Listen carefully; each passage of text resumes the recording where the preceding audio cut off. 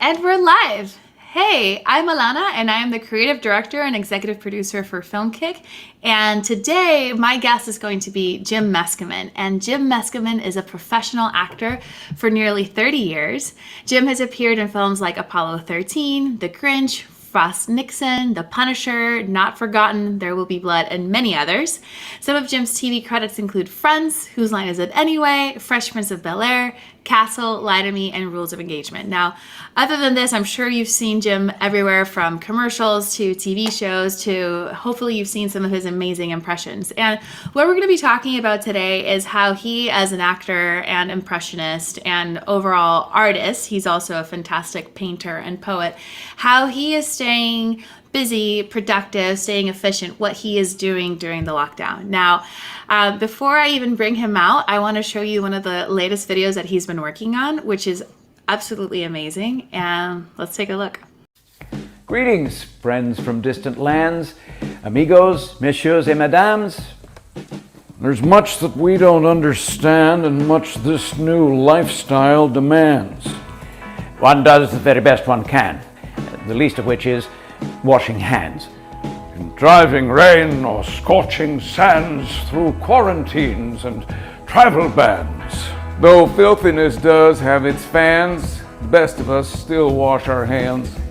It's done in every far-flung land, from Texas to Turkmenistan, wherever flu germs threaten man. All science teachers wash their hands. If you play keyboard in a band before you touch that Steinway grand and earn yourself a reprimand, wear gloves or, wash your hands. Go out and stroll along the strand. Salute and hail your fellow man. We're all enduring changes of plan, so make it so and wash those hands until our leaders countermand orders we stay inside and crammed. We'll demonstrate we can withstand their mandates while they all grandstand. Would it was stopped for it began? Alas, not so. Please, wash your hands. Let's not go straight to crazy land. Give common sense the upper hand. Seek ways to help your fellow man. Let calm describe your personal brand. And widen your attention span. Let media talking heads be damned. We'll muddle through as best we can. But just the same, wash your damn hands. I'm washing mine. Be safe.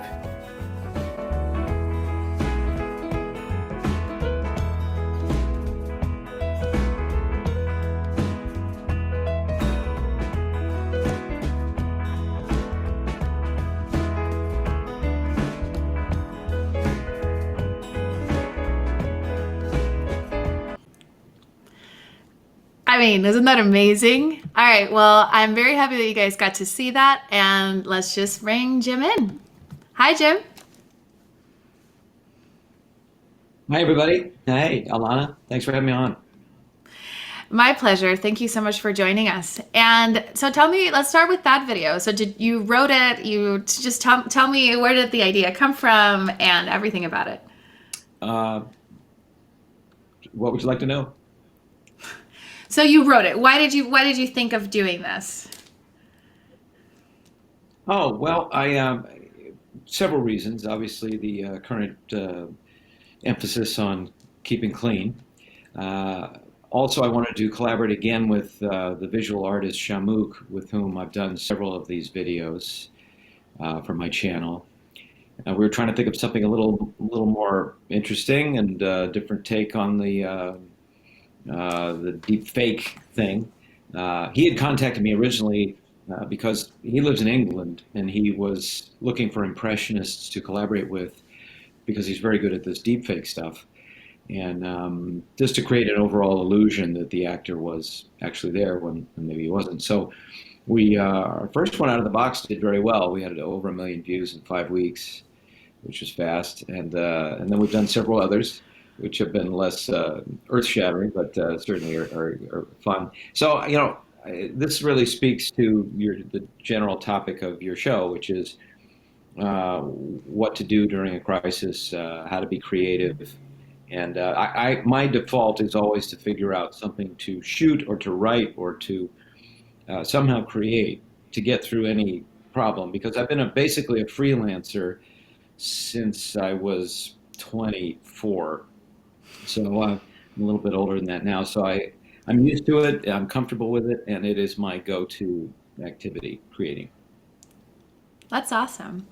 So I'm actually, now that you bring up the deep fake and just the technology in general, do you have to put anything on your face or anything for him to track your face?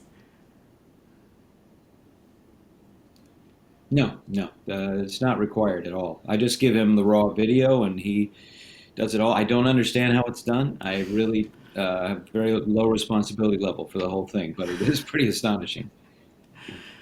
It's amazing. So you just come in and you shoot the whole thing as yourself and you make the voice and then he superimposes the face after. Yeah, we have a certain kind of deck of celebrities, of probably close to 20 celebrities that he has basically extracted the data from by whatever means. And so as long as I'm not springing someone new on him, it can be done relatively quickly. He completed that once I had sent him the video in about a week. Mind you, this was during the time when all this virus stuff was really starting to take off, and so who knows, under better circumstances, him being able to leave his house, for example, to buy more hard drives or whatever, it might have been done even quicker. Wow. Well, I think it's amazing. So, tell me, and I also want to tell anybody watching on Facebook and on YouTube, if you have any questions for Jim, feel free to write it down and I'll make sure to ask him while we're doing this. Jim, what else have you been doing during the lockdown?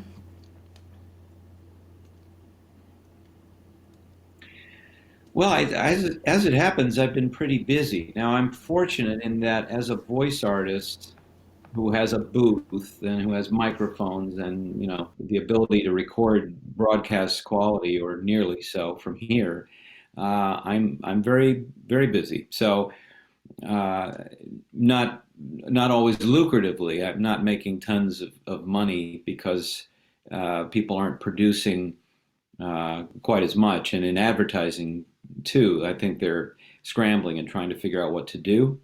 I had a couple of television jobs. I'm an on-camera talent as well, an actor, and those jobs have been postponed, so I haven't been doing those.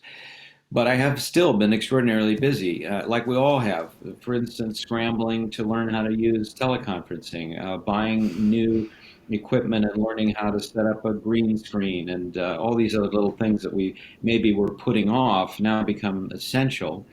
And I'm also helping, my wife and my 91-year-old mother out with just survival things and household things. So it's very funny that you wouldn't imagine that you could take away such a massive section of a person's life as we're experiencing, and also then be 3 times as busy. But that's kind of the way it is. Now, work-wise, I have been able to continue to some degree working with my main client, which is Kentucky Fried Chicken. I do the voice of Colonel Sanders for radio and television, and they're still, of course, producing advertising because they still have a lot of chicken to sell. So I'm able to do that from home. That's awesome, because you have your own voice booth at home. I do indeed. I have a whisper room. I've used it for years, mainly for audiobooks. That was the purpose that I invested in it. And I have continued to do some audiobooks. Hopefully we'll be doing more over the next month or whenever it is that this is all going to end. But that's a great kind of support for us, is to be able to do that. And the voiceover business actually is one that one can do from home. My daughter is also a voice artist, Taylor Meskimen. She's an award-winning narrator and does voiceovers for television. She's been quite busy, so we trade off in the booth, and try not to fight over the mic, and but she's doing okay, so that's good. That's awesome. So, as an actor, I would assume that you're familiar with feast and famine, moments where you have a lot of work to do and moments where maybe, those jobs are over and now you're looking for more work. But to be an actor in a time like this, what would you recommend somebody that maybe doesn't have as much experience as you? What words of encouragement would you tell them to continue, or to what should they be doing or thinking about during a time like this? Well, in many ways, this is a time of great opportunity, like all crises. It's an opportunity for people who are just trying to get into an area, or trying to get into an industry like the acting industry, which is so competitive. There are a lot of gates and barriers that have been basically pushed over during this time. And whereas you can't just wander into a studio, you can now have access and show your work to casting people, because they're all sort of twiddling their thumbs and sitting on their hands, or doing it at the same time, which is interesting. And they are having little competitions and other opportunities for actors to submit monologues. They're having monologue challenges, and basically trying to invite actors to show them their skills. Whereas before they were kind of closed off and just dealing with name talent and putting out offers. And, there's nothing for this little period of time. It's a great time for an actor to get really busy in terms of their creativity, create characters, create content for YouTube, send to casting people. Casting people are actively, many of them, the good ones, are actively trying to learn about who's out there, and meet new people in as much as we can do it. And also, it's just a good time to get yourself organized and find out what's really meaningful to you. I think this sort of disaster sort of leads you in that direction anyway. You ponder, what am I doing? And you saw something go away from your life, an activity maybe that you thought was so essential, and it's like, I'm doing fine without it. So it makes you reevaluate things, and that's a very healthy thing. I think that aspect of it is a positive. I agree with you. So, what changes have you made in your life since the lockdown? I missed the first part of that question. What changes have you made since the lockdown?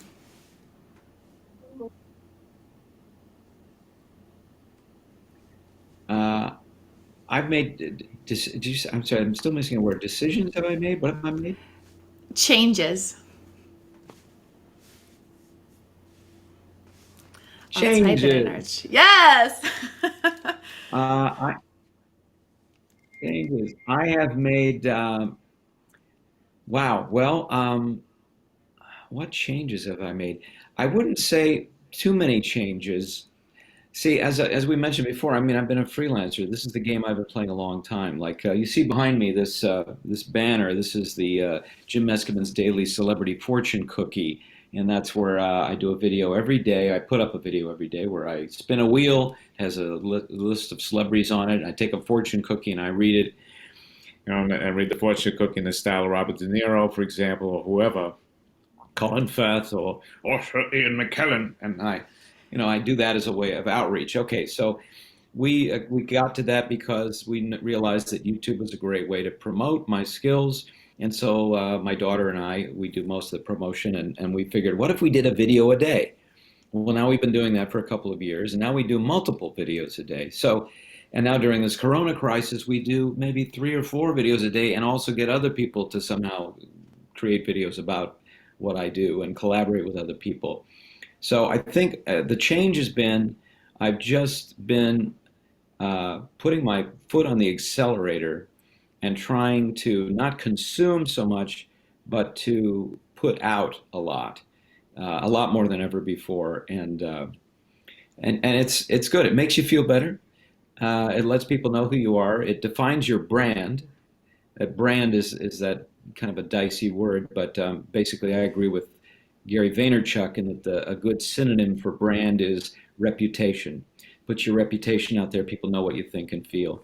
So to answer your question, the biggest change outside of just the little bells and whistles, I bought a new Neumann microphone, I bought a green screen, I bought all these little things to make my broadcast a little better. The change has been I am not consuming news, I'm just creating content. That's awesome. That's great. I mean, I would agree with you. I feel like creating new content, creating the content that I feel I want to watch is what I've been really focusing on. Having conversations with the people that I want to know about how they're doing with everything. And I've been really inspired with just how many amazing people there are out there that are still creating. They're doing new things. They're pivoting into new areas, and it's just been just a whirlwind of action, both good and bad and sideways, and things that maybe you thought were bad weren't really that bad, like how you mentioned before, some things that went away, and it's like, oh, I'm doing just fine without the commute, the California commute. I'm doing okay without that. So Jim, you've been putting out content on your own for and by the way, we have a comment on YouTube that says consuming less and creating more, and we got an applause for that. And then on Facebook, we do have Anita Diaz saying that she loves your work. So I wanted to let you know that. Yeah. So you've been putting out content yourself on YouTube, and what I like about YouTube and what I like about sources like, for example, what we're doing right now is that we are able to take control over our own production. So you're not necessarily having to depend on others to create that content. And YouTube has been a fantastic source for people to be able to put up their own original content. So you've been doing that prior to the lockdown, and now you're doing more of that during the lockdown. Number one, my question is, you said that you thought that would be a good way to promote your talents. Has it been a good way for you to promote your talents, to start putting up your own content on YouTube? Yes, absolutely. YouTube launched me big time back in, I guess it's 2011. I had a viral video, Shakespeare and Celebrity Voices, which was my first personal viral video. And that sort of brought me to the attention of quite a few significant people that then considered that I was good at what I did, and they wanted to put me in projects. So that changed me from being just a kind of a struggling actor, working actor, to being someone who branded himself as an impressionist and who was considered among the best. And that wouldn't have happened without the democratizing factor of the internet and YouTube. And then from there, I was able to get onto larger platforms like America's Got Talent and some other programs to display what I did. So I think it's a no-brainer that YouTube has been a big factor for me. And I haven't really switched to any others. I haven't seen another thing to jump onto that's quite as effective. I'm not a YouTube influencer particularly. I don't make a great deal of money from YouTube, but for me, it's like after years of paying for promotion that I used to do myself by sending things through direct mail or sending VHS or even 3/4-inch tapes, at great expense every week. This is like a way that doesn't cost me anything except my time, and I make a few bucks here and there, which definitely would offset the cost of any postage.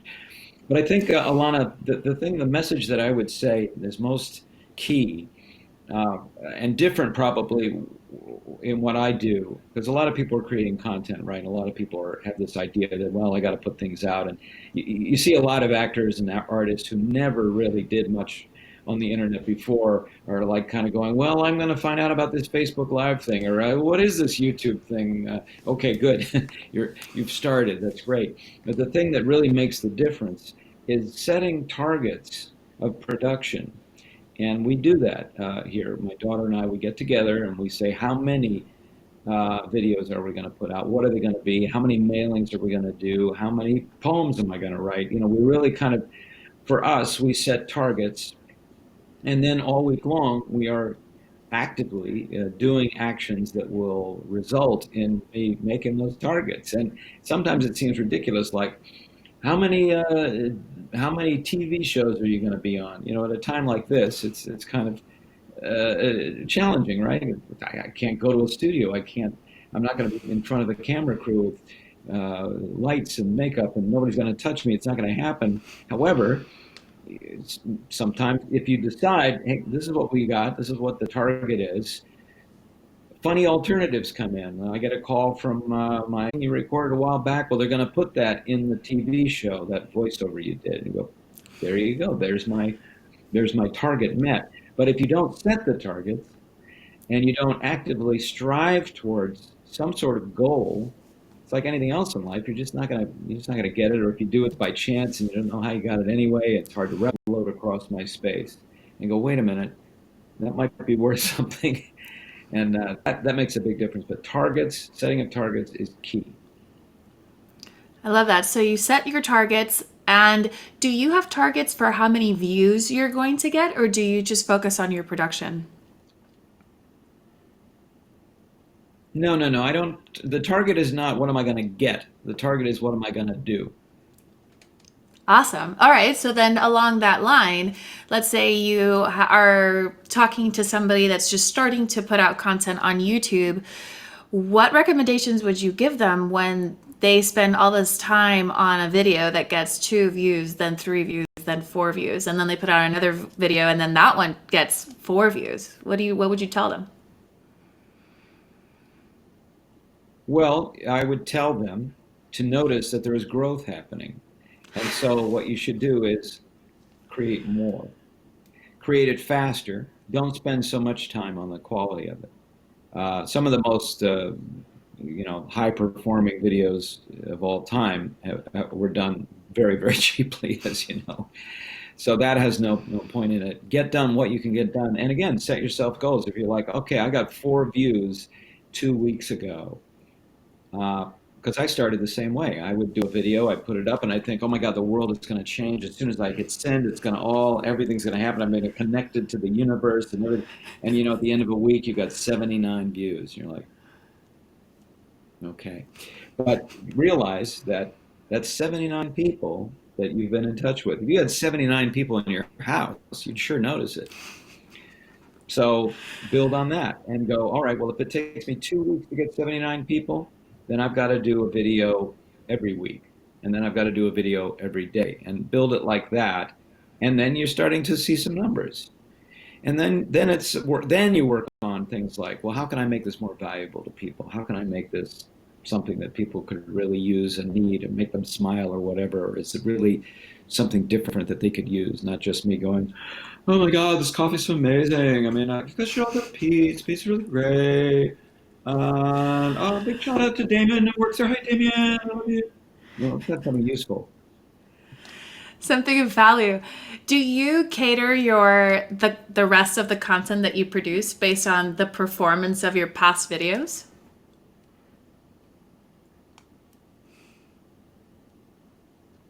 I'm sorry, Alana, you dropped out. Give me that again. Sure. When you're creating new content, are you going back to look at how your previous content has performed to then create content along the lines of your highest performing videos? Or what are you thinking when you're thinking about creating new content? Well, that's a very sensible thing to do, and I have tried to do that. But it's very interesting how, in the ephemeral world of attention, that thing that everybody was so crazy to look at last week is suddenly something nobody's interested in anymore. So I have a tendency. My main go-to really is to come up with some new idea that tickles me, or to just keep something going that can be produced, like these fortune cookies, which has a modest audience, really, my fortune cookies. But I have devoted fans that watch every morning or every day, and so I'm doing it for them. But generally, yeah, when I did my Shakespeare one that went viral, I was like, oh, I must do more Shakespeare impressions, and I immediately got on that. and they just didn't perform as well. Now, maybe I didn't perform as well. I don't know, but I think it was more like, wow, this is a new and novel thing, and then, oh, there's the second one. That's the second new and novel thing. All right, I'm the same way. I want to see something that's surprising and new, and that's part of the value, right? That you bring. It's like, wow, no one ever thought of that before. I love that. I love that because it forces you to then continue to create new things and to stay fresh. Exactly. Just, I love I it. mean, again, it gets down to your individual voice. I mean, a kind of a search that has to happen where an artist has to kind of go, what really matters to me? What am I really interested in? And you find people on YouTube that are like, I draw pictures of avocados, and wow, nobody does that, But if you hadn't gone down that path, you wouldn't have made the discoveries that you made, right? So in my case, that's why I listen to these little shreds of interesting ideas that come to me. Yesterday, I woke up with a song in my head, and I thought I could do something with that. And I didn't let it go. I wrote it down and I produced it, and then I performed it to a small gathering on Zoom, and they all loved it. So you got to listen, and every artist has to do this. They got to listen to that thing that only they would think of. Um, that's very important too. Well, thank you. We have been speaking for close to 30 minutes, and I want to do one last call for questions because I am going to be ending with Jim very shortly. Jim, I do want to ask you, is there anything else that you would like to tell us? I would say all artists, because you are an artist in many different fields, but anything that you would like to leave us with?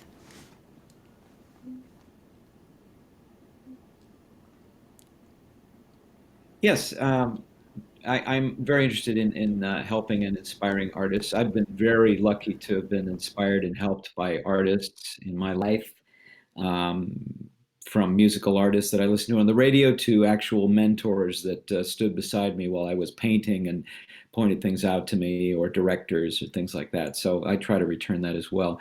I would say that. There is a kind of a trust factor that goes into being an artist when you're first starting out, because you're starting to listen to your own channel, if you will. I don't know how to express this exactly, but there is like a little frequency that is your imagination frequency that is always running. You don't often pay much attention to it because nobody else hears it but you, and sometimes people are yammering away at you too much, and they want you to, I don't know, put up the brick wall or something somewhere. But when you're first starting out, you get a glimmer that there is an idea factory somewhere, and that you could pay some attention to it, and then you get drawn away, and you think, well, no, that's nonsense. Nobody likes that, and then you get drawn back to it, and then you're like, no, that's ridiculous. I'll never make any money at that. And then, if you keep going to the well and keep indulging that, you'll do much better. And it's a trust factor. You have to kind of trust that that's the right thing to do. You have to trust yourself that your own interest and your own inspiration are worthy. You have to trust that little golden vein of ideas, and you got to keep going back to it and mining it. And after a while, after mining it for a while, you'll find that it opens and gets wider and wider and wider, uh, like a gold vein does in the mountains, apparently, and on a good day. And if you keep doing it and keep putting attention in that area and keep producing, keep putting it out there, you will gain a lot of confidence. You'll gain a lot of practice. You'll feel a whole lot better because you're expressing something that actually is very important to you, even though it has been on the kind of a back channel. And it'll allow other people to discover an aspect of you that is truer and more individual. Wow. Thank you. Thank you for that. We've had some more people join, but no new questions. So what I am going to say is thank you so much for your time. It has been a pleasure. And I do want to plug your YouTube page because it is awesome. And There's no I cross want, examination. There's no cross examination by the prosecuting attorney. no, Let's see. I'm going to bring it up real quick before I go because I want people to see it. And here it is. And you know what? This is taking a little too long, but what I'm going to do is I'm going to put up the link right with the description of this before we go, because it's taking me longer than I wanted to take. So Jim, thank you so much for your time. All right, everybody, thank you so much for watching. As I said, I am going to put the link to Jim Meskimen's YouTube page on the description, and I'll ask him for any other sources that he may have that he would like to share with us so that we can continue our journey as artists to find. I love how he said that, just kind of like finding that vein and like just exploring it and seeing where it takes you. And it might not be the only vein. It might just take you to someplace else. I know I definitely had a lot of realizations with him saying that. So thank you a lot for your time. Tomorrow, speaking of artists, I am going to have a photographer. Emily is going to be joining me, and she has also transitioned from doing photo shoots almost every day on location with people to doing a lot of lighting tutorials online. And she has been able to stay very productive and very engaging and has grown her audience and is queuing up new clients so for when the lockdown is over. So I really hope that you can join us and maybe learn a few things from her. Have a good day.